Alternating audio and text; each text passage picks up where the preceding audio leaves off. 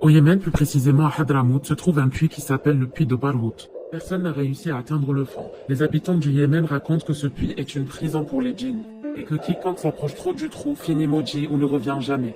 Beaucoup de légendes et d'histoires circulent autour de ce puits.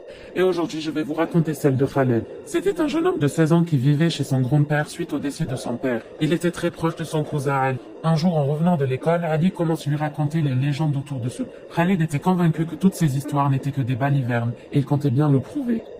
Un jour, toute la famille se rendirent à un mariage d'un proche.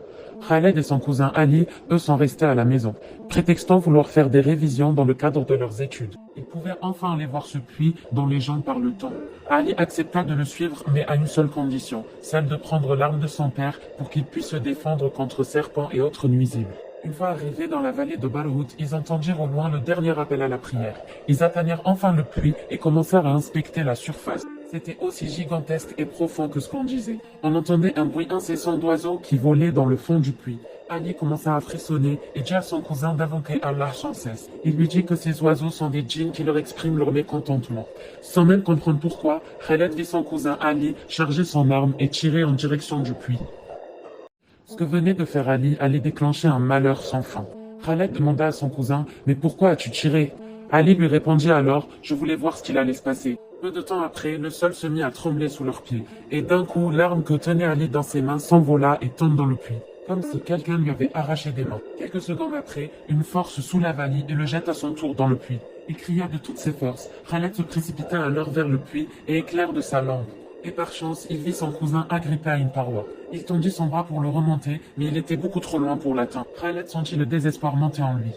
Aucune solution. Khaled s'asseyait alors, mit sa tête entre ses mains et commença à pleurer. Il était plein de remords, c'est lui qui a entraîné son cousin ici. D'un coup, il entendit un gémissement, un son de douleur. Le son provenait juste à côté de lui. Il dirige alors sa lampe vers le bruit. Et là, il était étonné. Il ne sait pas par quel miracle son cousin a pu regagner la surface. Il était juste à côté de lui. Il avait une blessure au pied, il perdait beaucoup de sang. Il avait l'air de beaucoup souffrir, mais malgré ça, Ali regarde son cousin Khaled et mit son doigt sur ses lèvres comme pour lui dire de ne pas faire de bruit. Ali était terrorisé, il dit à son cousin de rester près de lui même s'il devait rester ici jusqu'à l'aube. Ils ne devaient en aucun cas se séparer. Khaled enlève sa chemise et l'entoure autour de la jambe de son cousin pour arrêter l'hémorragie. Et pendant qu'il faisait ça, il sentit quelque chose lui tenir la main et le tirer. Ne voulant pas effrayer son cousin plus qu'il ne l'était, alors il fit comme s'il n'avait rien senti. Une fois fini, il éclaire alors l'endroit où il a senti la chose le toucher. Et là, malheur. C'étaient des serpents qui sortaient par milliers du puits. Une vraie calamité.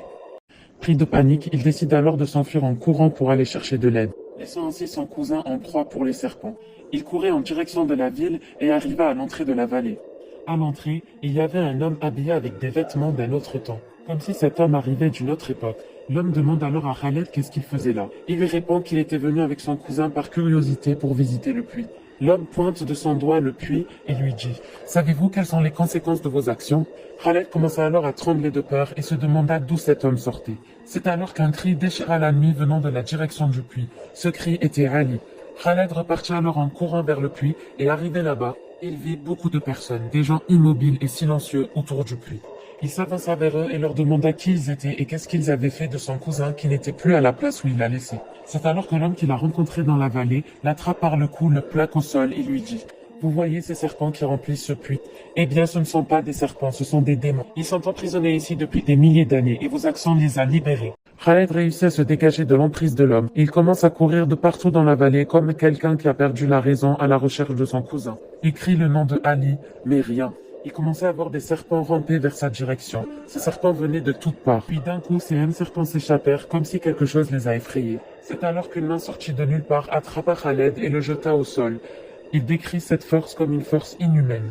Il aperçoit alors les sabots de 3 chevaux noirs se rapprocher de lui. Un homme descend de son cheval et ordonne à cette force de lâcher Khaled. Une fois debout, Khaled n'arrivait pas à croire ses yeux. Parmi les cavaliers, l'un n'avait pas de main, le second n'avait pas de pied, et celui qui a parlé n'avait pas de tête. Khaled se retient alors de crier de terreur. À ce moment-là, l'homme sans tête demande à celui qui tenait Khaled Où est le deuxième qui était avec lui? L'homme lui répond alors, ne vous inquiétez pas, ô roi, je l'ai mis dans un endroit où il ne peut pas s'enfuir.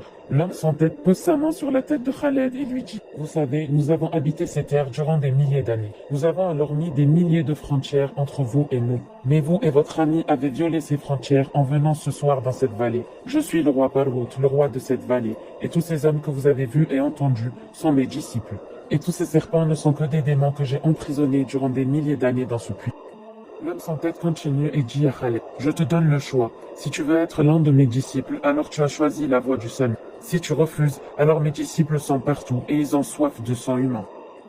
Khaled éclata en sanglots et implora Allah de sortir de là. À ce moment-là, un autre homme apparaît en traînant son cousin. Il met son pied sur la poitrine de Ali et le sacrifia devant son cousin. Après avoir vu Ali mourir, Khaled se dit qu'il n'a pas d'autre choix que d'accepter la proposition du roi. Pour devenir l'un de ses disciples, il devait se jeter dans le puits. À ce moment-là, la sonnerie de téléphone de Khaled retentit. Cette sonnerie était des versets du Coran. Après cela, Khaled perd connaissance et se réveille dans sa chambre. Il était de retour dans la maison de son grand-père. Son grand-père lui expliqua alors, suite à leur inquiétude, ils sont partis à leur recherche. Ils les ont trouvés tous les deux par terre près du puits. Ils avaient trouvé Ali sans vie. Khaled réalise que ce n'était donc pas un cauchemar.